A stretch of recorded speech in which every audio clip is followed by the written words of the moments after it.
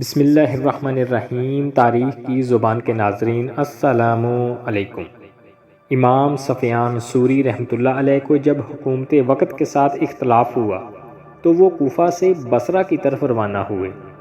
وہاں ایک باغ میں مزدوری کی اور عشر وصول کرنے والے حاکم کے نمائندے وہاں پہنچے تو انہوں نے امام سفیان ثوری رحمۃ اللہ علیہ سے پوچھا، آپ کہاں کے رہنے والے ہیں؟ تو امام صاحب نے فرمایا، کوفہ کا۔ تو انہوں نے کہا کہ بصرہ کی رطب تازہ کھجور میٹھی ہے یا کوفہ کی؟ تو امام سفیان ثوری رحمۃ اللہ علیہ نے جواب دیا، میں نے بصرہ کی تازہ کھجور نہیں چکھی۔ انہوں نے کہا، تم کس قدر جھوٹی بات کرتے ہو، یہاں تمام نیک و بد تازہ کھجوریں کھاتے ہیں مگر تمہیں اس کا علم تک نہیں۔ وہ وہاں سے نکلے تو اپنے عامل کو جا کر یہ ساری بات بتائی تو اس نے کہا کہ اگر تم سچ کہہ رہے ہو تو وہ سفیان ثوری رحمۃ اللہ علیہ ہوں گے، بھاگو انہیں جا کر تلاش کرو تاکہ خلیفہ کے ہاں سرخرو ہوں۔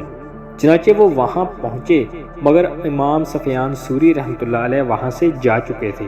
سامعین اندازہ کیجئے، باغ کی مزدوری میں اس کی کھجور تک نہیں کھائی کہ مزدوری کی ذمہ داری باغ کی حفاظت ہے، کھجوریں کھانا نہیں۔ سبحان اللہ۔ سامعین، اللہ تعالیٰ سے دعا ہے کہ ہمیں عمل کی توفیق عطا فرمائے۔ سامعین، اگر ویڈیو اچھی لگی تو اسے لائک کریں، کمنٹ کریں اور ہمارے اس چینل کو سبسکرائب ضرور کر لیں۔ ملتے ہیں اگلی ویڈیو میں، تب تک کے لیے اللہ نگہبان۔